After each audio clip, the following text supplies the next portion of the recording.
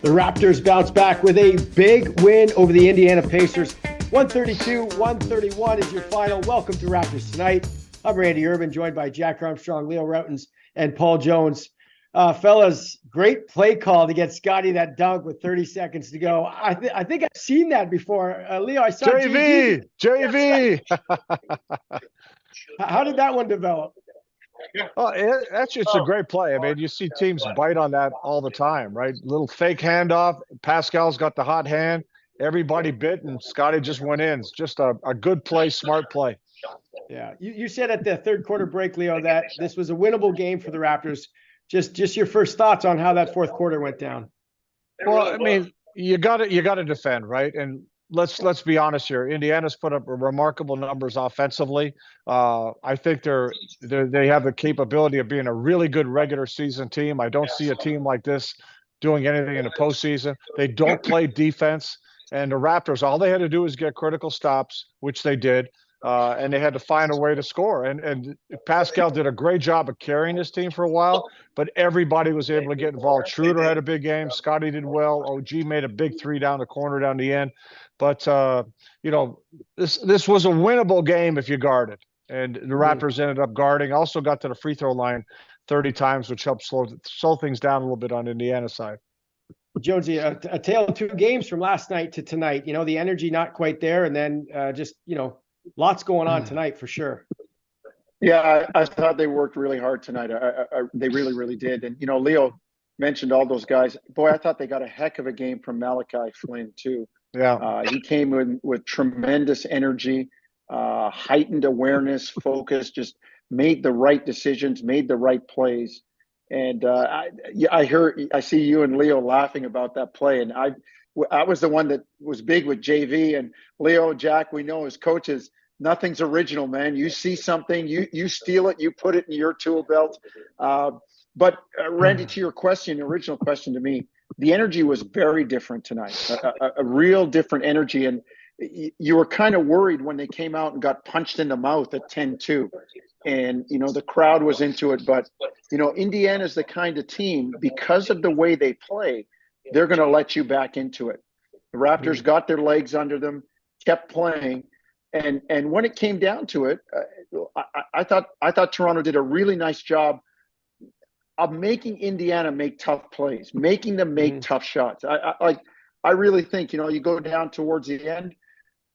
I don't know if that was a foul on OG Anunoby. I really don't, but I just think that the Eagles aren't going to allow a referee to overturn that on the road for a road team at the end of the game. But I like the resiliency. That's part of the energy, Randy, the resiliency that the Raptors showed tonight. Jack, both teams coming off a back-to-back, but Indiana at home, which matters. What did you like about the bounce back from the Raptors and how they got this game? I just thought that they brought, you asked me last night on the post-game show, and I said, they had no force. They played with none. Tonight, I go the opposite to my first point of this show, and they played with incredible force tonight. This is a hard team to be like a really good defensive team against, because they're going to score points no matter how hard you play.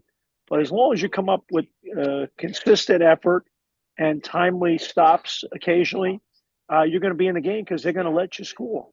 And to me, I think all this, I said it on the air tonight, all this, in theory, 0.5 offense, it all sounds good, and it is good. And philosophically, I like a lot of the stuff that they're doing. Always have to remember, though, you have an all-league player on your team, and touches are important. And when he has touches in his sweet spots, he's a pretty good player. And the thing I learned a long time ago in basketball, if you have a dude and he can bring two people to him, your team becomes that much better. And a lot of cool things happened tonight when Siakam got the ball. Yeah. Hey, Jacko, could I – sorry, if I could jump on what Jack's saying. You got a dude, right? I agree. You got a dude. But the dude has got to be the dude every game. And that's tough. You guys know. A lot of guys, and this isn't just Pascal I'm talking about, but a lot of guys want to get paid in this league. But to come and be the dude every night is not easy in this league. It's not easy at all. And when Pascal is that guy, he's very good. When he's aggressive and attacking, we've seen it this season. When he does that, he's very good. Got to find a way to eliminate the games when he's not the dude, because he's capable of being that guy every game. But I will say, at times, in his defense, some of it, when he's in that mode, then you got to say, hey, man, I'm running the next 3 plays for you. Absolutely. Forget Right. point Absolutely. 5. I'm going to get you going. I'm going to manufacture positive shot opportunities for you in your sweet spots, regardless of, forget the other 4 guys. And now if they send a second guy to you, the other 4 guys are better players anyway. So it's kind of finding that balancing act. Jack, I thought that happened. There was a play in the fourth quarter where they got the switch. The ball went to Pascal. He kicked it out. They reposted him. The double came, and they doubled off the strong side. And he just threw it right back to the guy that left Schroeder. And Schroeder had a practice shot for a 3-pointer. Correct. And those are the kinds of plays, right? Like Scotty's dunk was, as Leo said, a result of Pascal having 30-odd points. It's like, don't let that guy get it. Now you turn somebody else loose. He made the drive and kicked to OG. So, I mean, we're old enough to remember that. Oh yeah, Phil Jackson, the vaunted triangle. The triangle was great for the first 3 quarters, but Leo, like you said, they had dudes. They had Jordan. They had Kobe. They had Shaq. When it came down to it, as Jack, as both you guys said, yeah, the dude got the ball when it was important. All the equal opportunity stuff stopped, and I love the way the Raptors used Pascal tonight. And Josie, you know what? Matt Bonner was talking. I was talking to him the other day, and when he was in San Antonio, when they won I forget which championship, he said that obviously you find Duncan, you find Ginobili, whatever, but when that second unit came in, it was like a 0.5 offense. They're running, moving, and teams had a hard time staying with those guys, but they never got away from their dudes with the first unit.